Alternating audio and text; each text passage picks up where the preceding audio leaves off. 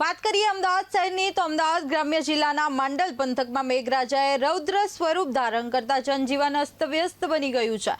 સતત વરસી રહેલા ભારે વરસાદના કારણે માંડલ શહેર અને ગ્રામ્ય વિસ્તારોમાં અનેક સ્થળોએ જળબંબાકારની સ્થિતિ સર્જાઈ છે, જ્યારે અનેક જગ્યાએ વૃક્ષો પણ ધરાશાયી થતા હવામાન વિભાગની આગાહી વચ્ચે 23 જુલાઈની વહેલી સવારથી શરૂ થયેલો વરસાદ સતત ચાલી રહ્યો છે। માંડલ નગર અને ગ્રામ્ય વિસ્તારમાં અંદાજે 279 મીમી 11.62 ઇંચથી વધુ વરસાદ નોંધાયો છે, જ્યારે સમગ્ર વિસ્તારમાં કુલ 412 મીમીથી વધુ વરસાદ નોંધાયાની માહિતી સામે આવી છે। ભારે વરસાદને કારણે અનેક ઘરોમાં પાણી ઘૂસી ગયા છે। બજારો અને દુકાનોમાં સવારથી જ બંધ માહોલ જોવા મળ્યો હતો।